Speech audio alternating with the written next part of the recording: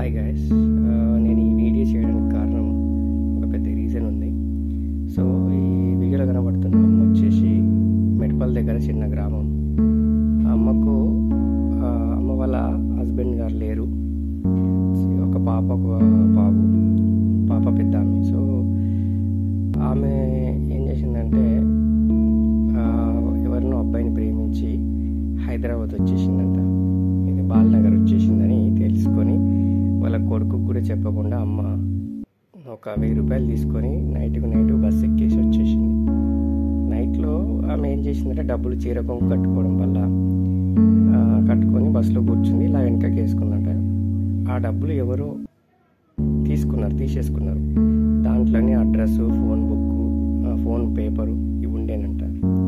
So వాటన్నిటిని తీసేసుకున్నారు. అమ్మకి దిగేంత వరకు కూడా తెలియలేదు. దిగింది, వాళ్ళ పాపను వెతుకుదామని చెప్పేసి వచ్చింది.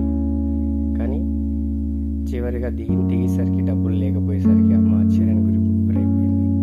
సో అమ్మకు దరిదాపుగా 12 నుంచి 18 ఎకరాల పొలం ఉందంట. ఆవులు, బర్రెలు కూడా ఉన్నాయంట. పెద్ద వ్యవసాయం ఉంది. పిల్లాడు చిన్నవాడు, అమ్మాయి తర్వాత అతను వ్యవసాయం అవన్నిటిని చూసుకుంటుండు. సో ఈ అమ్మ సో ఏమంటుందంటే, నేను ఒకరికి చెయ్యి చాచలేదు ఇంతవరకు, ఒకరికి పెట్టే దాన్నే కానీ ఎవరి దగ్గర తీసుకున్నది లేదు. సో అని చాలా బాధపడుతుంది. సో అడగడానికి కూడా వెనక ముందు అవుతుంది. సో అందుకని నేనేం చేశానంటే అమ్మకు బస్ ఛార్జీకి సరిపడా డబ్బులు ఇచ్చి, పొద్దున్న నుంచి ఏం తినలేదంట. సో నేను ఒక టీ ఇట్లా తాగిపించి కొద్దిగా రిలాక్స్ అవ్వమని చెప్పి కూర్చోబెట్టి ఆమెకు సర్ది చెప్పాను. ఏం కాదమ్మా, మీరు టెన్షన్ పడకండి. మీరు వెతకనీకి హైదరాబాద్ ఇంత దూరం వచ్చారు, మీకు తెలియదు ఈ హైదరాబాద్లో అన్ని ఏరియాస్ తెలియదు. కాబట్టి తెలిసిన వాళ్ళను, చదువుకున్న వాళ్ళను పంపితే బెటర్ అంటే అమ్మ చెప్పిన సమాధానం ఏంటంటే, పాలల్లో ముందట పరుగు వద్దని నేను ఒక్కదాన్ని ఎవరికి చెప్పకుండా వచ్చిన బిడ్డ అనేసి చాలా బాధపడ్డది. డబ్బులు ఇచ్చిన తర్వాత అమ్మ చాలా అంటే సంతోషపడ్డది. ఈ కాలంలో కూడా ఇలా నేను అనుకోలేదు బిడ్డ, నా గతి ఏమవుతుందేమో అనుకొని భయపడిపోయాను అన్నది. సో చూస్తే ఇక్కడ విషయం ఏంటంటే, కన్న కూతురు ఇంకా బేసిక్ ఏంటంటే, సో ఎవరైనా ఇష్టం ఉంటే, ఎవరినైనా ఇష్టపడితే సో చెప్పండి, ఇంట్లో చెప్పి ఒప్పించుకుని చేసుకోండి. కానీ అలా పెట్టకుండా వస్తే చూడు మీ అమ్మ నాన్న, మీ పేరెంట్స్ ఎంత అదవుతున్నారు. చాలా అంటే చాలా గుండెలు పగిలేలా ఏడుస్తుంది అమ్మ. నాకు కూడా చాలా బాధ అనిపించింది. సో ఎవరు కానీ తల్లిదండ్రులు మోసం చేయకండి. ఎస్ అంటే ప్రేమించడం తప్పని నేను చెప్పట్లేదు, ప్రేమించవచ్చు. ఇష్టం ఉంటే ఇంట్లో చెప్పండి, ఇంట్లో రిక్వెస్ట్ చేసుకోండి, బతిమలాడి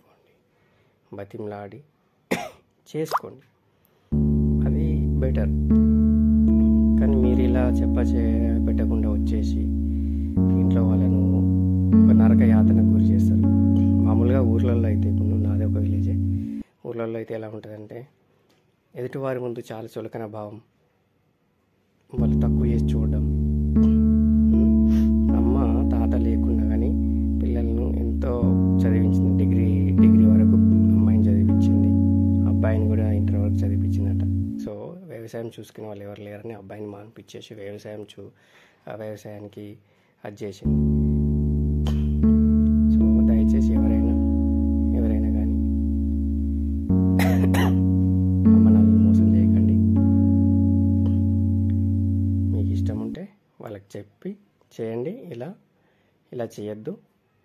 ఇంకా చివరిగా ఆ అమ్మని డబ్బులు ఇచ్చి అమ్మని బస్ స్టాండ్ వద్దకు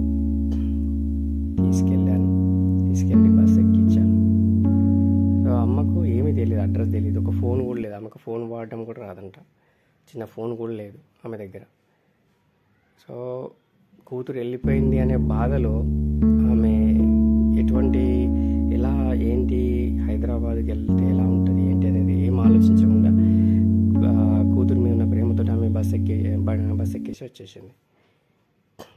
సో అంటే అక్కడ వాళ్ళ విలేజ్లో వెళ్తుండగా ఎవరో చూసి చెప్తే ఇలా అడ్రస్ ఇలా ఉన్నాడు అబ్బాయి, ఇద్దరు కలిసి వెళ్తున్నారని చెప్తే హడావిడిగా అవుట్ అని రావడం జరిగింది.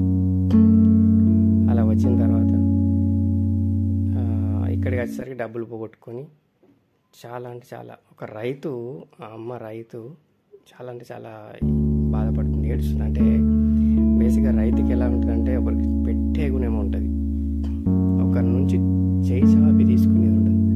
సో అందుకని ఆమె అమ్మ విలువిల్లాడింది. నేను ఇంకా నా స్తోమతలో ఆమెకు బస్ ఛార్జీకి ఆమె ఇంటికి వెళ్ళేంతవరకు సరిపడేంత ఇచ్చి తీసుకెళ్ళి